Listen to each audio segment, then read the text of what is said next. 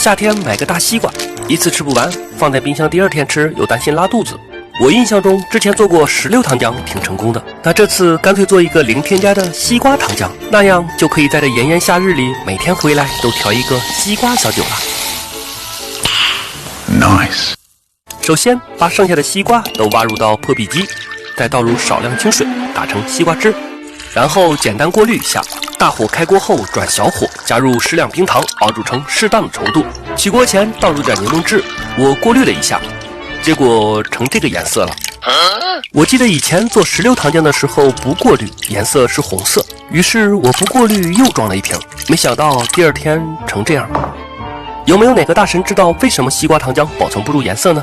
先不管颜色了，可以加入红石榴糖浆来弥补，理论上西瓜味儿总该会是有的吧。好，接下来调酒。首先准备一个冰杯，很多人家里有可能没有冻冰块的习惯，我这次也是花1分钱在饿了么抢的大蓝冰杯。最近饿了么冰冰有礼活动，千万份冰杯1分抢，而且上饿了么买大牌冰饮、冰酒、冰激凌都是冰点价，最快30分钟保冰送达哦。开盖后倒入自制的西瓜糖浆，我又倒了一点石榴糖浆增加颜色，再根据酒量倒入一些酒，最后倒入气泡水，最后加入香水柠檬，品尝一下。西瓜味儿还是很足的，关键是方便了很多，大家可以试试。去年用橡木片和草莓一起浸泡来模拟威士忌橡木桶的滋味，效果还不错，但橡木片的选择有些随意。今年特意选择了3种风味的标品橡木珠进行对比试验，3个月了，准备开封。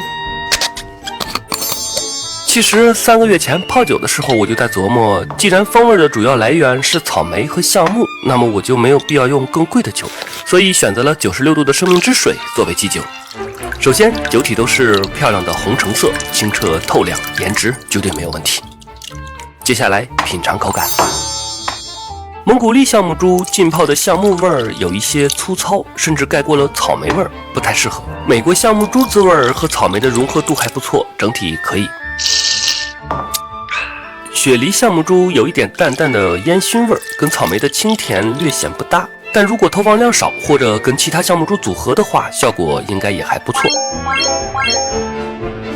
那么总结一下，用生命之水降度搭配橡木珠来浸泡草莓，虽然缺少大麦或玉米清甜的层次，但是一种性价比很高的玩法，后口微微有一丁点的苦，但并不难喝。如果不同橡木珠组合搭配，没准还会带来口感的意外收获。前几天在北京喝了杯浓丝柠檬特调，咖啡与啤酒的融合，意想不到的惊喜，剩下多半杯带回工作室，准备复刻它。我们先来解决配料，用到的有冰块、柠檬、咖啡、气泡水和乌苏白啤，这些咱们都有。那么接下来要解决的就是比例。我计划先根据酒精度测算出啤酒用量，用蒸馏法测试了一下，显示 0.5 度左右。420毫升的成品杯，420乘以 0.005 除以 0.045 等于47克，所以啤酒用量是47克，其他的就好办了。先来大约50克左右的冰块，再倒入大约290克的气泡水，咖啡一杯大约是30毫升，啤酒47毫升，最后加入2片柠檬，大功告成。品尝一下口感，也就1-2分像吧。2大问题：一、重度烘焙的豆子工艺像是主调，不行。解决方法是用中度烘焙的好豆子，而且冷萃工艺，虽然费时费料，但能更好的萃取出花香和果香。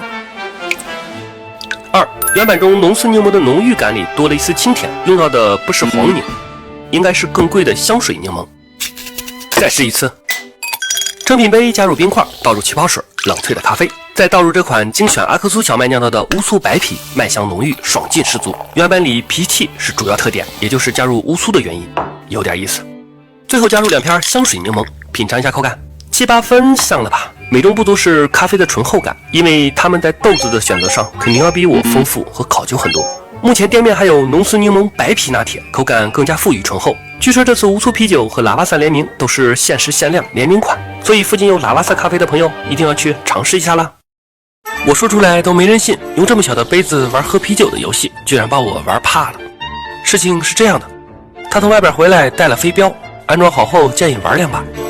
我试了一下，这玩意儿不难，也不知道他哪来的自信，拿来了青岛皮尔森，还要赌喝啤酒。谁怕谁呀，那就玩呗。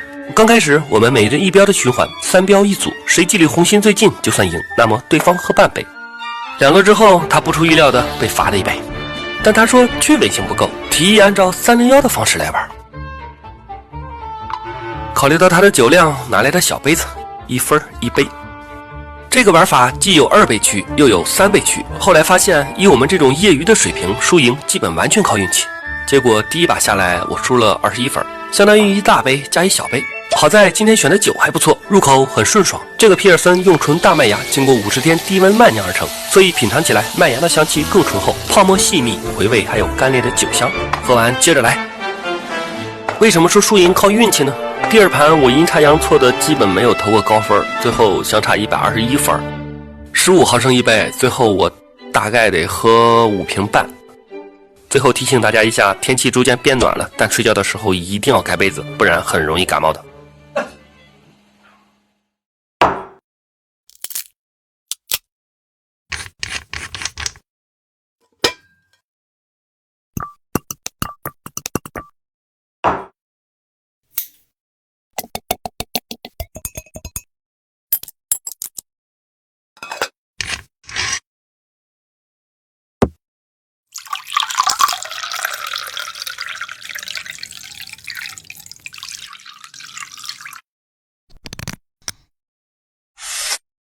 提醒大家一下，又到了梅子上市的季节，大家抓紧时间泡酒了。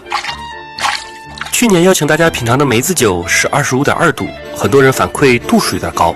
今年计划尝试一些12度左右的成品。理论上降度是在浸泡前加入纯净水即可。这次突发奇想加入茶饮，按理说可以在降度的同时增加茶香。我先帮大家试试。像这款金麦郎茶萃桃桃乌龙风味，有淡淡的乌龙茶香和清雅的桃香。理论上茶饮的滋味会柔和梅子的酸爽，还会丰富层次，所以我特别期待半年后的口感。对于没有时间和装备泡酒的朋友，可以试试接下来这个便利店的调酒组合：冰块打底，用金麦郎茶萃加梅子酒加气泡水的简单组合，口感也基本满足层次丰富的预期。